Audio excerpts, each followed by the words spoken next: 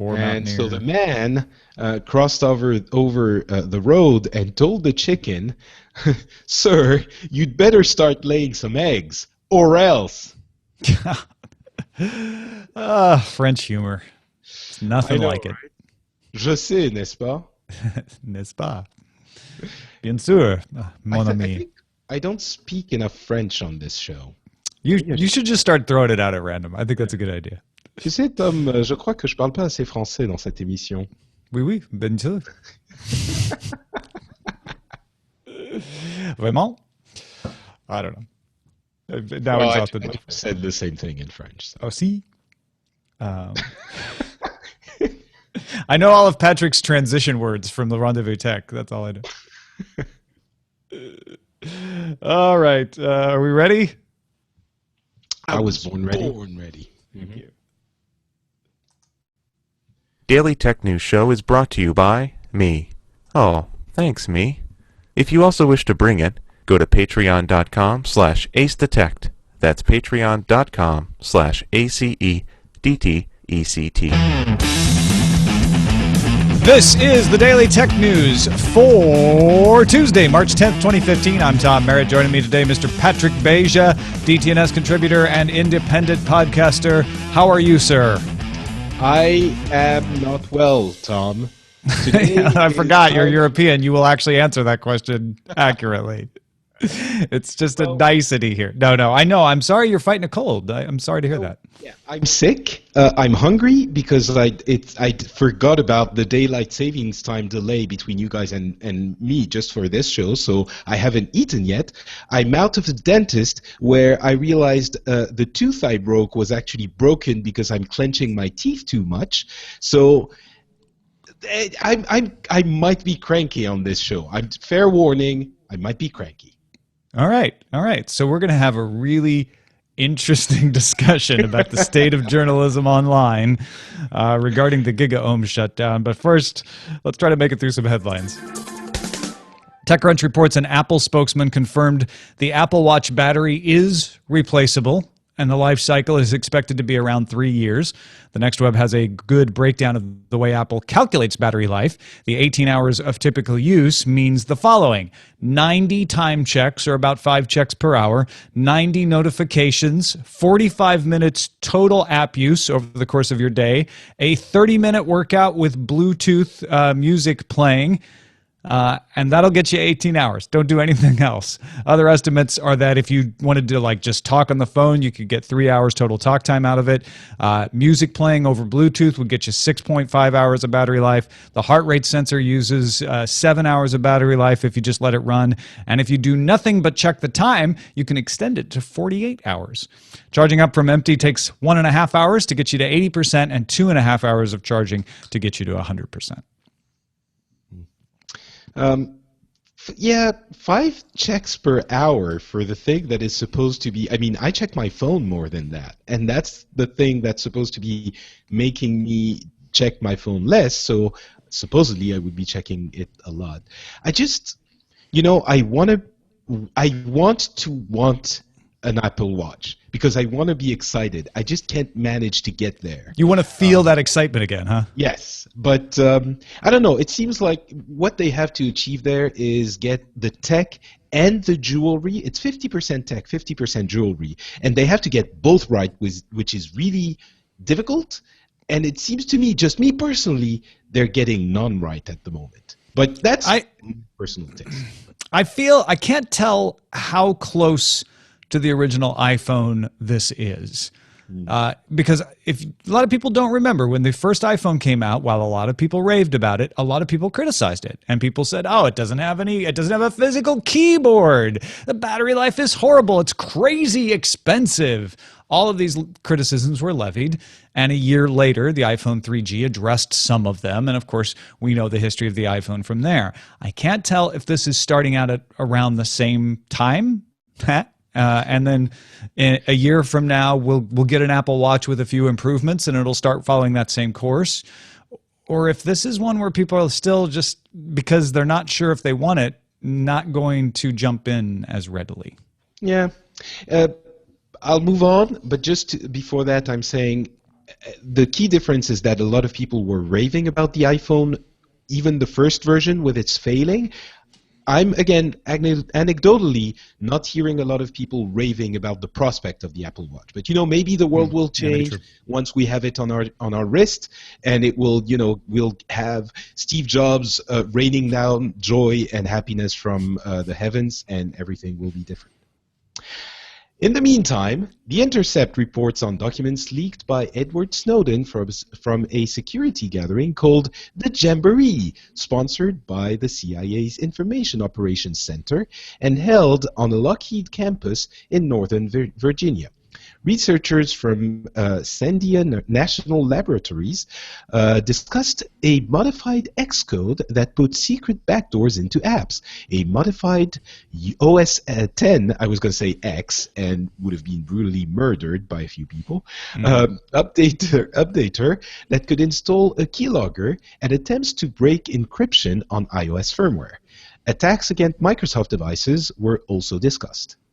And we should add, we didn't see anything in the notes that says any of this stuff was successfully implemented in the field. So we don't know if they actually put any of this out there, whether they were successful in breaking the firmware. But I think it's got a lot of people's attention that, yeah, the CIA in this case, definitely out there trying to hack into stuff, which is, I don't know. Some people are outraged by this, and I get why, because it's the government stepping over the privacy bounds. On the other hand, when you have a spy agency, this is what you essentially are asking them to do, which is go spy on things. I'm not trying to justify it, but it doesn't surprise me.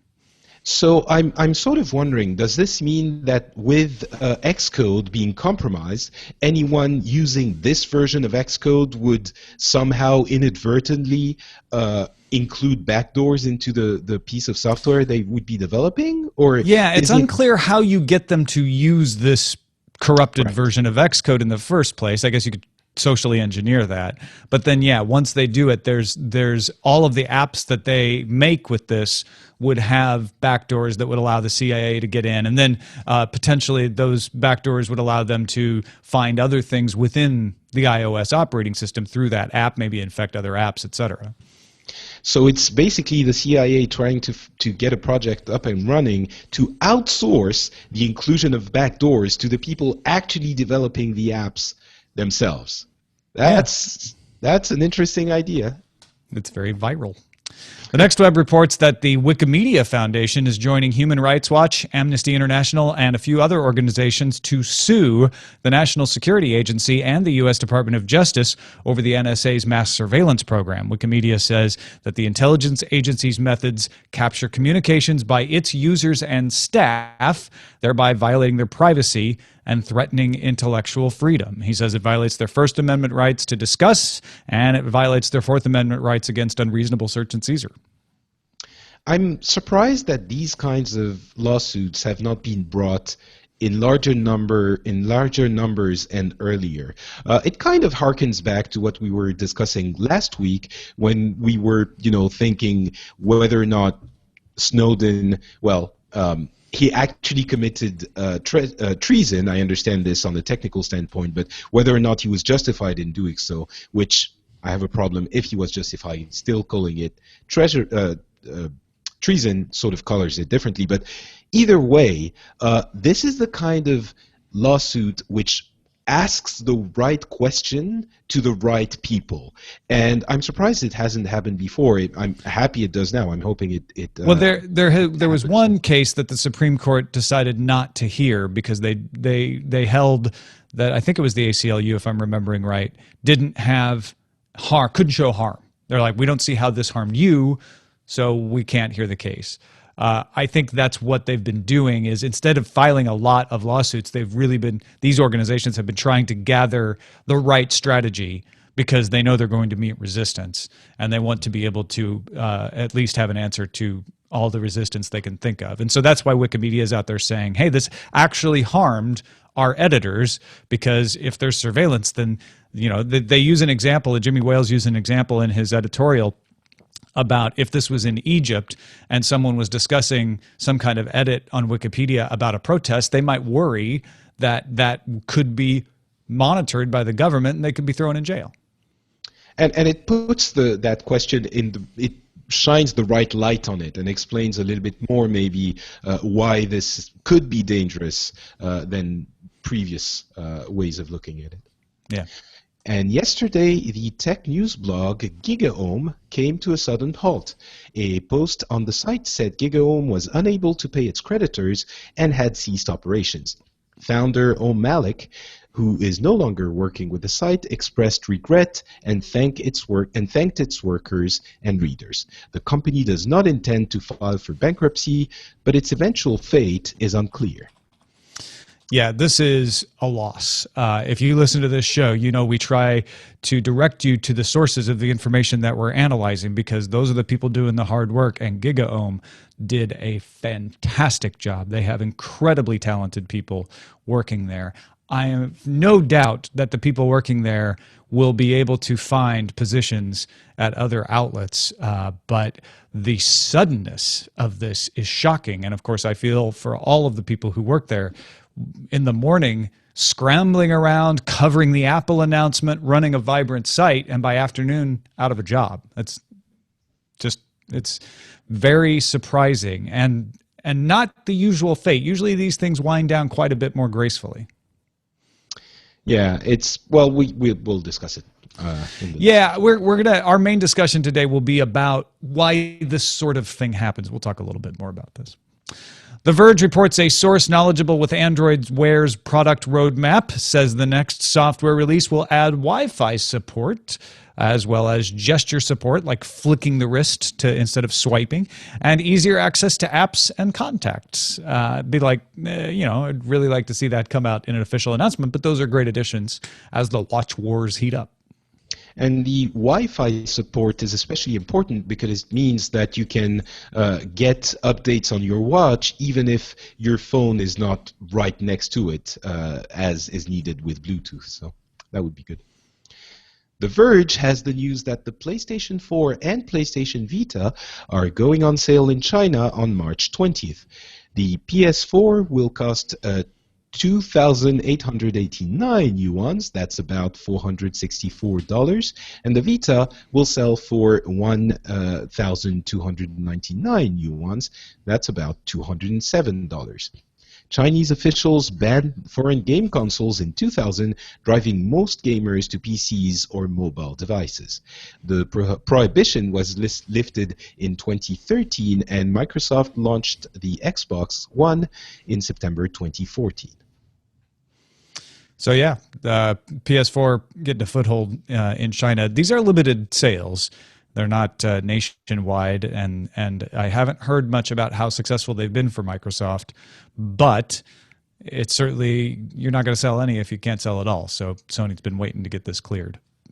Yeah, the prices are pretty high for the Chinese market, and the other issue is that China is when we were saying that the gamers were driven to the PC market or mobile devices, that it's in droves, and the way Chinese players play, if I'm not mistaken, is mostly at cyber cafes where you pay for a certain amount of time on your computer, and then you can play. So you don't have to actually invest in the machine from the get-go. So an expensive game console is a very different proposition. On the other hand, as with everything in China, the market is potentially huge, so it's an important one for all of these players. The Daily Dot reports the UK's Parliamentary Office of Science and Technology issued a briefing saying a ban on data encryption and online anonymity is neither acceptable nor feasible. Earlier this year, UK Prime Minister David Cameron pledged to ban encryption on the web and end online anonymity in order to combat terrorism and child pornography. The briefing specifically mentioned Tor as a tool used to bypass censors and the difficulty foreign censors have had in blocking it as a good thing. Furthermore, it noted that 1,624 domains were found to have child abuse material on the open web, while only 36 were found on the darknet that is accessed sometimes through Tor. Pretty strong wording there. It's not only unacceptable, it's also not even feasible. It seems like if that message gets to the ears of the people that need to hear it, and if they're willing to hear it, then maybe things will start getting a little bit more sane in that field. Yeah, absolutely. TechCrunch reports the app Yik Yak seems to have been delisted from the Google Play Store. The anonymous localized chat app can be found in search, but is not listed on any charts.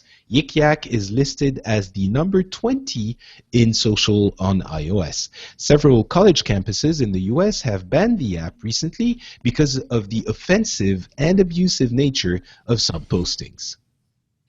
I find it adorable when guys bring their own lunch from home in their Tupperware, is the first posting on my local Yik Yak. Other than the spelling of Tupperware as tuberware, or maybe it's some kind of potato case that I'm unaware of. Maybe I don't know. you're not aware of what that tuberware is. You know it's bad when you start planning out naps for later on that week. These are actually fairly innocuous today. Sometimes they're pretty awful.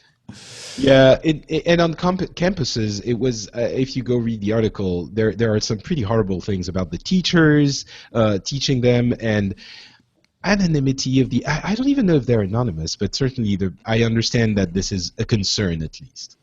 And I'll be honest, I don't really dive into Yik Yak that often, but when I first got it and was looking at it, most of the people posting seemed to be from Santa Monica College or Loyola, which are the two nearest colleges to me. So that makes sense that this is pretty much a college app.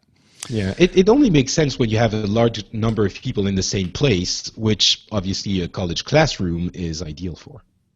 Time now for some news from you. These come from our subreddit, dailytechnewsshow.reddit.com. Teen Ninja 3000 and Star Fury Zeta would like you to know that the U.S. Senate has confirmed former Google Incorporated executive Michelle Lee as the head of the U.S. Patent and Trademark Office. Reuters reports the position had been vacant for more than 2 years, with Lee acting as director. Lee had been head of patents and patent strategy at Google, but she joined the USPTO back in 2012. Super interesting thing. As we all know, patents and software patents are a very hotly debated issue, and now we have a real tech person deciding things there. So we'll see how it goes. The Corey has sent us a story from the Next Web with a report that Sky Broadband has been ordered to hand over customer data to copyright enforcement company TCKY by a UK court. It later says TCYK, so it might be TCYK. That's the name of the company. Sky has sent letters to subscribers explaining the situation and that they would examine. Explaining the situation and that they should examine any correspondence from TCYK carefully. Sky subscribers who received a letter from TCYK can contact the Citizens Advice Bureau for guidance. They spell it both ways in the Next Web story, but they spell it TCYK more often. So I'm guessing you're right about that. And that is a look at the headlines. Okay, let us talk. We are honorable men. We come to bury GigaOm, but also to praise it, frankly, because I thought it was fantastic. It is indicative of something, and it's tempting to want to talk about like what really happened here, right? Because it is odd for a site to not even file for bankruptcy, just go slam right into the wall one afternoon. And I'm sure there are reasons why that would happen that financial investors and people in that game know about that are typical. And if any of you know those sorts of things, give us an email, feedback@dailytechnewsshow.com. But I think one of the things that struck me, Patrick, was the fact that I have often said, you know, journalism is okay.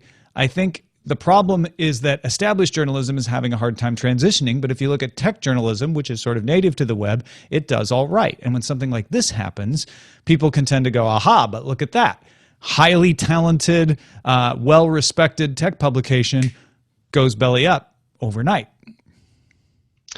And it's not to say that there is no respected publication that is successful. There certainly are, but I think there is a difference, a systemic difference now with the web, which is the systemic difference that every industry has had to deal with.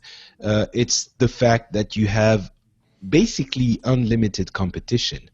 And a big majority of the material that is going to be bringing in revenue is just random news items that are going to be infinitely copyable. And when you go ahead. Well, no, I was anticipating your point. That's why I breathed in there because, I think you're on the right track, which is what the problem is here is that these companies are ad supported and they have, in some cases, a difficult time finding enough ad revenue. That has been a problem since the early 2000s.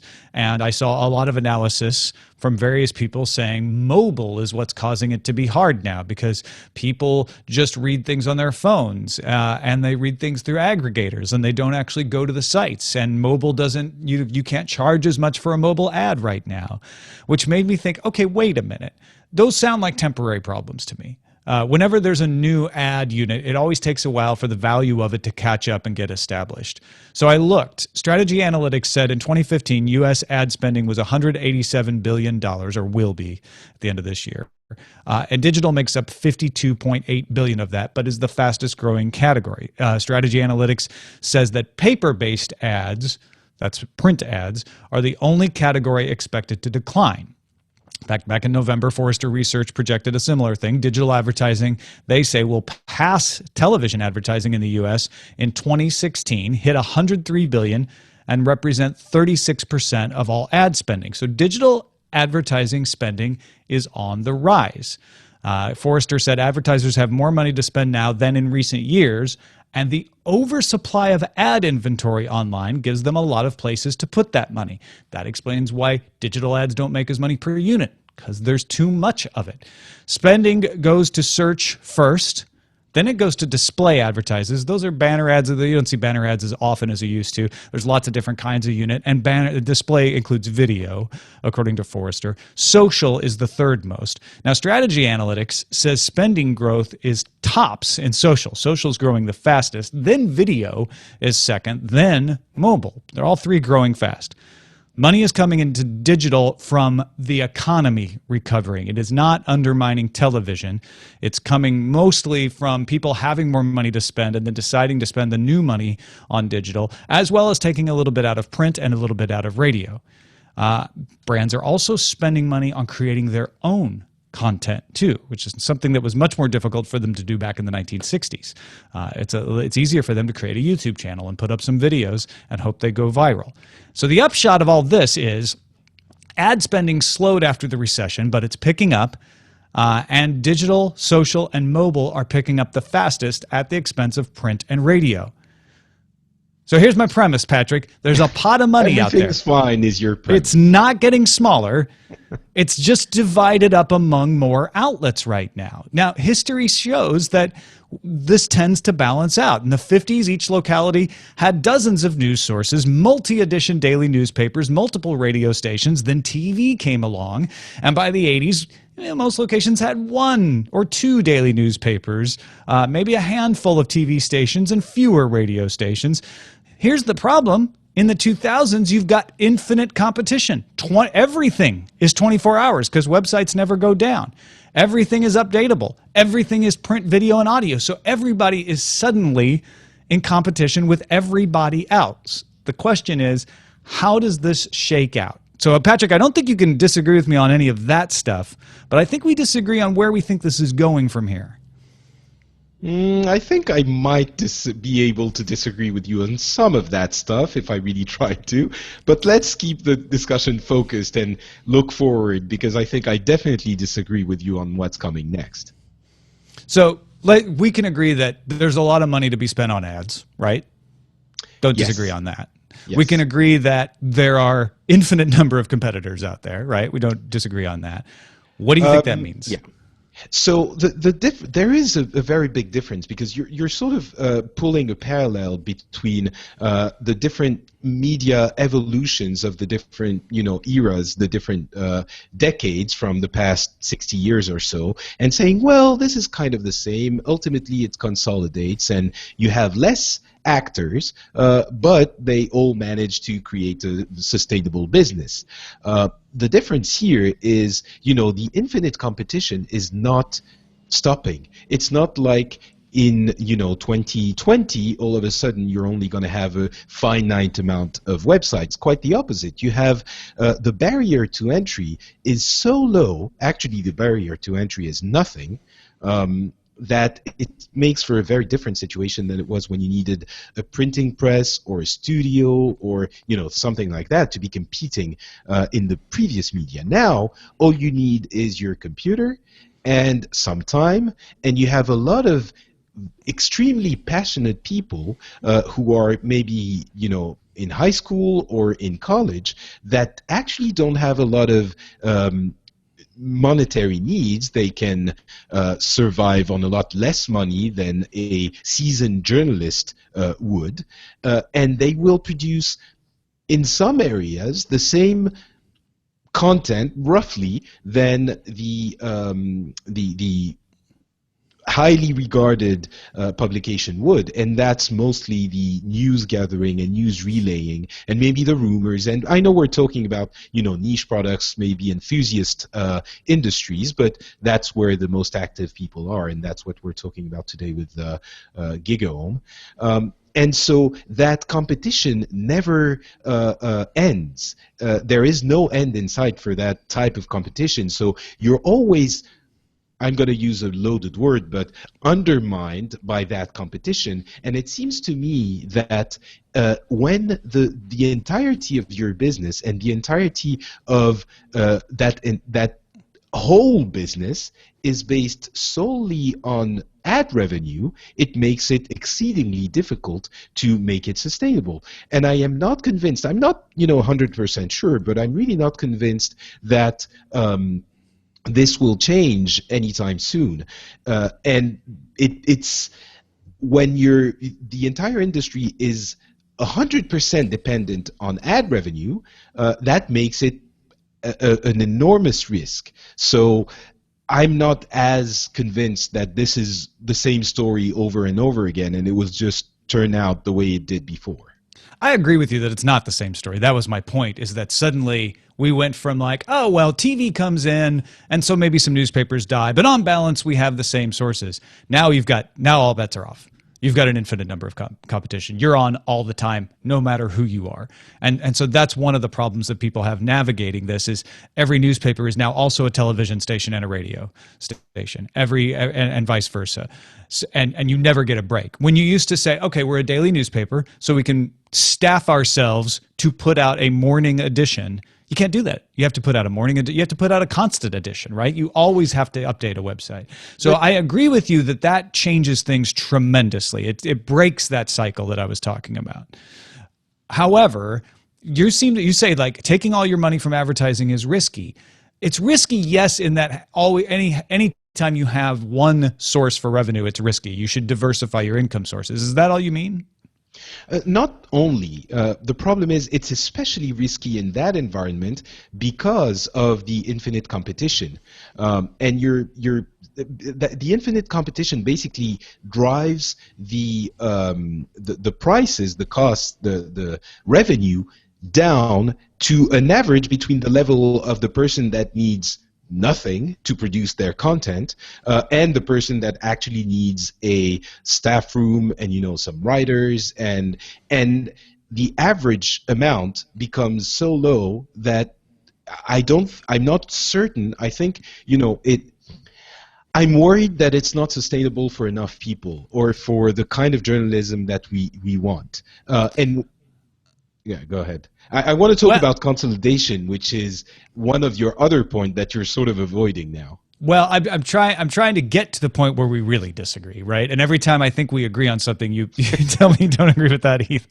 But I think we've gotten there, which is you're saying like, look, even if all this ad money stays, growing, it's split up in too many small pieces for anybody to create something sustainable. Do I have it right? More or less, yes. Let's go with that. I think it's so.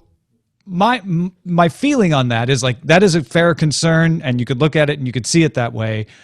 My experience is that when you don't have a significant audience, the advertisers aren't interested in you because they're not buying only on amount.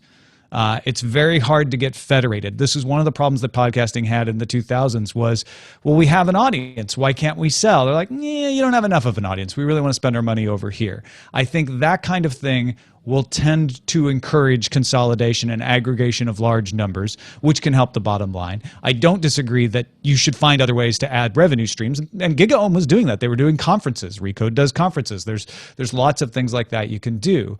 But I do think that the trend online is to expect disintermediation and a wide base and to end up with consolidation. eBay was going to kill any kind of monstrous retail presence, and instead we got Amazon, and eBay is sort of limping along back there.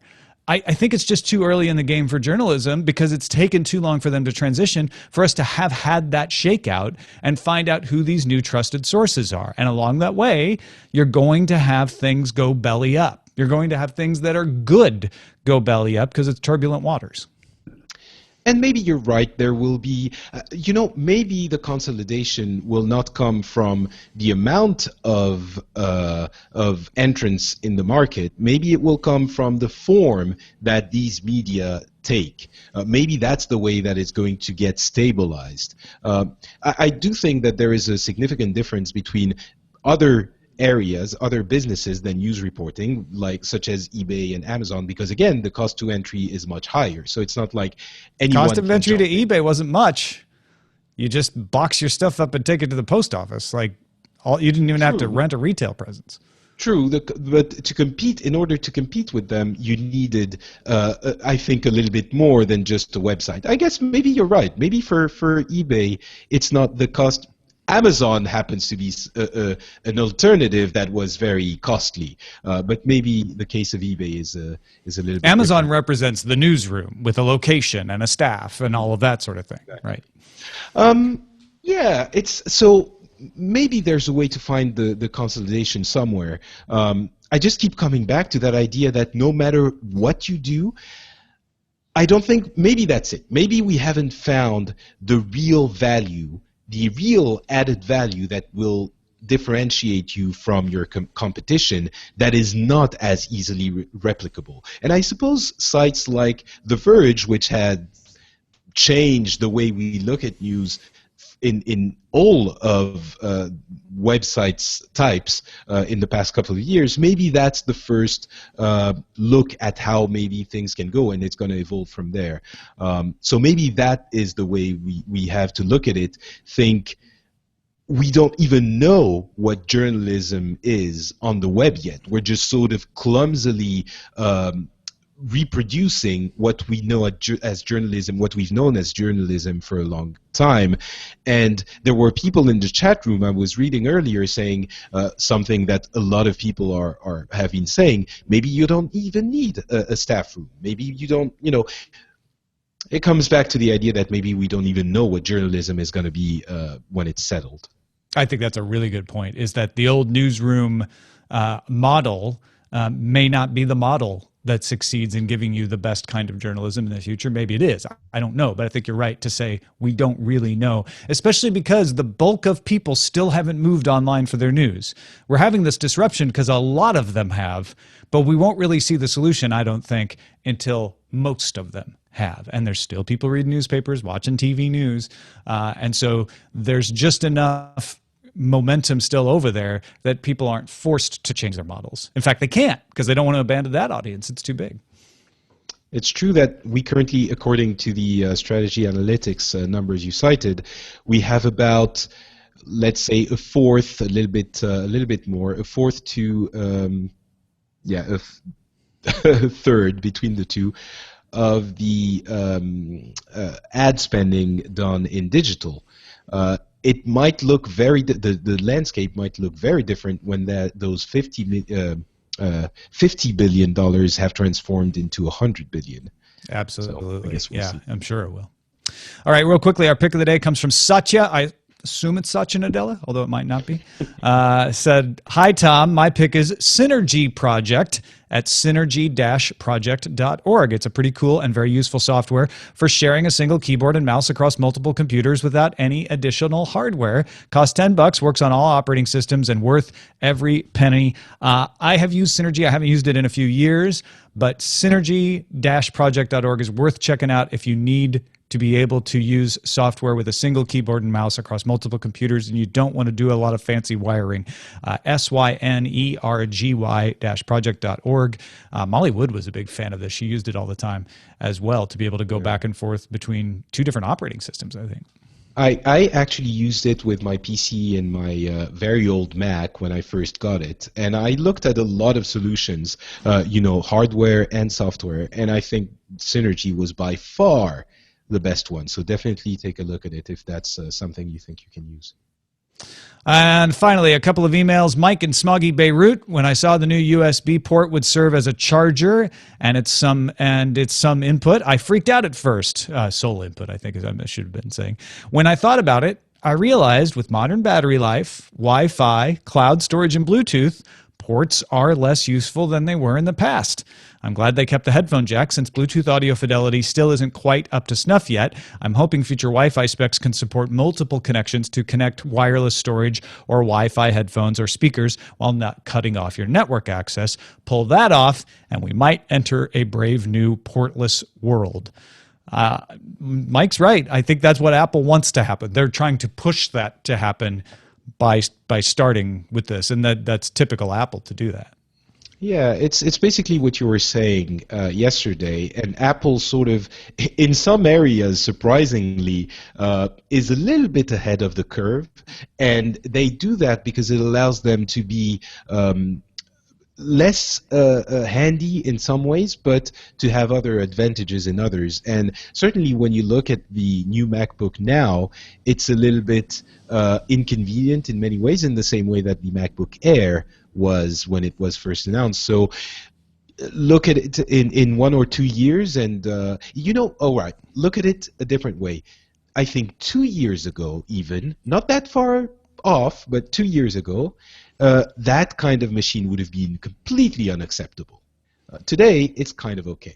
So it would have been laughable. People would have been like, "There's no way I'm buying that," because people were like that a couple of years ago when they took the Ethernet port away. It dawned on me more and more over the course of yesterday just how big of a deal it was that there is not a Thunderbolt port on that new MacBook, that it's a USB-C port. I think that is more significant than I gave it credit for yesterday. And Christian wrote in and said, hey, I was looking at this new MacBook, Retina screen, M-class processor, extremely thin and light, just 2 ports, the USB-C and the audio headphone jack. Emphasis on touch interaction with the touchpad. 3 colors, sort of reminds me of an iPad. In fact, Christian says, I think it's really meant for people who are tired of trying to combine an iPad with a keyboard in order to get real work done. In other words, in my opinion, the new MacBook is the best iPad Apple's ever made, and I want one. It struck me that you now have a kind of palette of tools in the Apple gigantic bag. You have all manners of different computers, tablets, phones. Maybe you want to have an enormous phone and forgo the iPad and just go with a computer. Maybe you want a tiny phone, an iPad, and a bigger, beefier computer. It's kind of, and this sits, you're right, it is an iPad with a keyboard, but it also is a typewriter type computer. Which I suspect it's going to be, going forward in 1 or 2 years, we're going to have 2 MacBooks again. It's going to be this one and the MacBook Pros, and the Airs are going to disappear. But it's really multiple things, in the same way that the big iPhone 6 Plus can be your phone and your tablet, kind of, if you wanted to. So it's really, Apple has become this come in, buy 2 or 3 devices the way that fit your life, and we have everything you need. So it will be even more true if that iPad Pro ever comes out. Yeah, we'll probably find out whether that's the case not till the autumn, but it'll be interesting to see if we get a 12-inch iPad at that point. All right, folks, you got to follow Patrick Beja, twitter.com/notpatrick. It's not counterintuitive if you really think about it, because this is Patrick. Patrick on Twitter is not actually Patrick. It's Patrick on Twitter. It's a different kind of Patrick, but it's still just as good. So go follow Patrick, twitter.com/notpatrick. Check out his podcast at frenchspin.com or frenchspin.fr for the French language podcasts, which are quite good as well. Anything to tell folks about before we let you go? We actually just recorded today a new episode of Pixels, which is a show. Basically, what I try to do is to have sort of the Daily Tech News show, but for gaming, and only once every 2 weeks. So, So the weekly game news show. the bi-weekly game news show. Bi-weekly game news show, right. Yeah. And so we go into, we have Jeff Canada on the show, and James from, that he was here before, James Bartolomeo, and we discuss the announcement that Blizzard made at PAX for Heroes of the Storm, Hearthstone, Overwatch, but also very interesting discussions about the Steam machines and sort of how disappointed we are with them in the end, which was a surprise even to us. The Steam Link, which is the streaming box that might actually be better than the Steam machine, VR and what it means for gaming and other things. So I think if you enjoy the Daily Tech News show, you might enjoy Pixels as well, and it's at FrenchSpin.com. Thank you to our patrons that make it possible to have Patrick here, Justin Robert Young here, and getting to where we can have Veronica Belmont and Scott Johnson join us as regular contributors as well. Patreon.com/AceDetect. Thank you to every single person out there who helps us out. DailyTechNewsShow.com/support to find out more. And just announced this morning, folks, if you remember the old CNET show Buzz Out Loud, it began on March 30th, 2005. So in honor of its 10-year anniversary, we're going to have a little reunion on March 29th, Sunday at 12:30 Pacific, 3:30 Eastern, 7:30 GMT. It's absolutely free. Myself, Veronica Belmont, Jason Howell will all be there. In fact, Rafe Needleman's going to come as well. Tickets for the event at the Hack 5 warehouse are available at bit.ly/BOL reunion, BOL in all caps. And if you want to attend online, you don't even need a ticket. The event will stream live on Alpha Geek Radio and on YouTube. Buzztown's coming back March 29th. It'll be good to see all those guys again and do a little bit of a show with them. Looking forward to it. Our email address is feedback@dailytechnewsshow.com. You can give us a call, 512-59-DAILY. That's 512-593-2459. Listen to the show live at alphageekradio.com and visit our website, dailytechnewsshow.com. We'll be back tomorrow with Eck from Hockey Buzz. Talk to you then. This podcast is part of the Frog Pants Studios Network. For more information about this and other shows, visit frogpants.com. Audio program so good, it's like you're there. Diamond Club hopes you have enjoyed this program. Boom. Why do I say boom? I don't understand. You're dropping and also Molly. Just to head off all the questions you may get. Did I not say Molly? Yeah, I think maybe not. Was she? Did I not put it in the copy? No, That I would said- be my. I thought I said Molly. I thought you did too, but maybe Okay. it's because, you know. It is in the copy, and I thought I said it. Do you need to unmute Roger? Yes, I do. Big Jim, I didn't use non-Patrick. That's a good question. I don't like hyphens. I'm biased towards hyphens. I managed not to cough too much during the show, so that's good. Good job. Good show. Yeah, no, you would never have known you were sick. Well, I would have, but maybe others. No, you would have forgotten. That's how good you were. So You would have been surprised at the end of the show. What is I was sick. The thing I was the most excited about at the Apple event was actually the Retina MacBook Pro, which I probably want to buy a MacBook, and that's the one I was looking at, and I would have been really angry if it hadn't been updated, but it was. So Apple Watch, blah, new Mac, too tiny, MacBook Pro. Just thought I would inform you guys of this. No, it's a good machine. It's actually one reason I think the dual Thunderbolt 2 ports make it extremely attractive.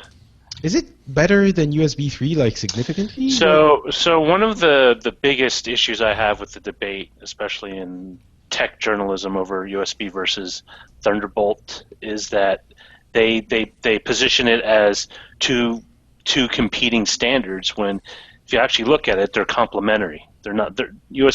Thunderbolt isn't designed to replace USB. It's designed to essentially bring out your PCI bus into a connector, so you can connect things to it without having to have a desktop PC, which is great, right? You don't want to stick a card in to your MacBook, so you essentially get a PCI Express four-lane PCI Express connector on the side of your machine, and more enterprising individuals have used it to attach GPUs and other items Really? To it because they make docking stations that you put a PCI Express card into it, and it just connects to the Thunderbolt 2 port. And especially for people who do remote editing, you can send that use GPU acceleration. It's great because oftentimes the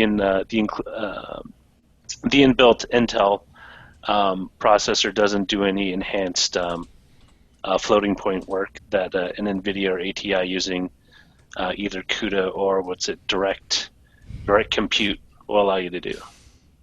So wait a second. Does that mean that we might see in the somewhat near future external graphic cards for Macs?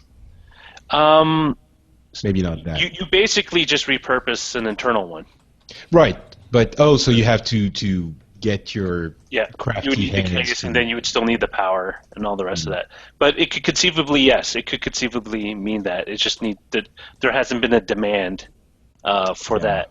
But the great thing is, like, they make devices that connect to Thunderbolt 2, which include USB 3, ports, FireWire ports. It's just the PCI Express expansion bus in a connector.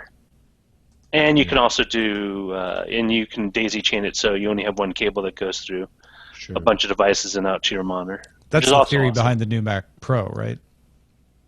Is that people will The do that MacBook daisy Pro, chain. yeah. No, the Mac No, the Pro. Mac Pro, yes. The trash can. And then, Well, yeah. I guess I It's a good- I was hesitating for a little while between the MacBook Air and the MacBook Pro, the Retina. But I think ultimately, if I want to do anything serious with it, I need a Pro. Yeah, It's very confusing because the CPUs are similarly named, but I think they're not the same dies. No, so the problem is they just use Intel's marketing term, which is Core, i5, i7, even though there's been like 3 generations of chips using that name. I think they all use the mobile U of the Broadcom chip, which is great. I mean, they're good. Nothing. I mean, for what you get, I mean, these are a lot better value than when the MacBooks even 5 years ago, in terms of comparing it to a PC equivalent. Very few PC laptops come with Thunderbolt, which is one reason why I stuck with a Mac for a laptop, is because it came with a FireWire. So what do you use it for, though? You're not doing... I used to have an audio dongle that required FireWire, and before Thunderbolt, there was just no other way to connect to it, and that means throwing that out and for a lot of people, especially audio guys, it's one reason why they've kept on to their FireWire MacBooks, because there's just so many of their old setup that uses it. Tom, you picked a title, right? I did. R.I.P. GigaOm. What's the title? Oh. I was a big fan of Requiem for GigaOm, but I didn't mention it fast enough. Goodbye. Gigagon. I like that one. Yeah, we already picked it. Or Tom already picked it. I can still change it. All right, I'm actually going to go... Yeah, eat go get better, something Patrick. and get better. I'm going to go get better. I think that's what I'm going to do. Yeah. How can you get better? He has a room. Oh. You're for so that. good. Feel better. All right, feel better. Get All right. better. Thanks, guys. Thanks, Bye. Jacqueline. Bye. I love you all. He secretly has a room that rejuvenates him. That's right. He's like a 7 of 9. I was thinking the Lazarus Pit from Batman and Oh, Ra's al yeah. Ghul, but They're using that in Arrow, actually. it is. I've used it's the show. I would have to say is really good. I was very skeptical, but I know. I like it. It has persuaded you. The first season stunk. It was just horrible. It wasn't. I didn't think it stunk, but it was very much like, oh, this is much better than a CW than I expect from a CW show. Whereas these recent seasons are like this is just a good show. You don't have to make any apologies. And I think it's one reason why they did the go-ahead for the Supergirl TV show. I mean, they just recently think? They just showed some press photos of the new costume on the girl from actress. Glee. Yeah, which is going to be kind of weird, but we'll see. Maybe she sings. Super Glee girl. No. Do you watch Arrow, Jenny? It's on my list of immediate need to get tos, Got it. along with Flash. Flash is good. Those two Yeah. are like two pigs in a poke. You got to watch both of them. Yeah. The season 1 of Flash is not as good as the current seasons of Arrow, Yes. but I think that's just a function of the fact that it's still new. New. And they're going to do an Atom one, and that's going to be with Brendan Rouge, a.k.a. stunt double for Kevin Rose. Stunt double for Kevin Rose. That's Wasn't what, he also Superman? Yeah. Yeah. Thought that's where you were going with that. Oh, no. No, I think it's because Nicole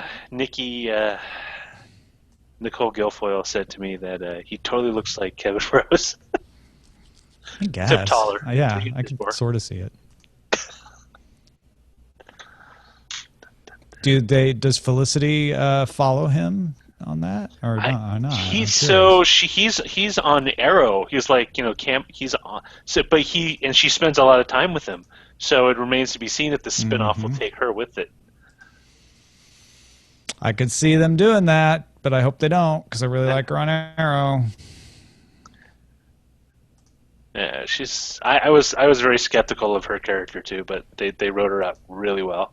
It's very easy to be cynical where they just kind of do a very stereotypical characterization of the blonde friend. Yeah, in those kinds of and shows. when they made her a hacker, I was very worried. Yes. But not that she's been the perfect hacker, but she's been passable. Yeah. The way they've written her, she's great as an actor. I'm just saying the writing of her as a hacker hasn't been awful. It's been It's a bit more convincing than what people have done in the past. I'll say that. yeah, they at least made an effort, right? Yeah. Okay, I'm out of the post. Ooh, allow me to jump in. Jump on in, and we will see you folks tomorrow. Goodbye.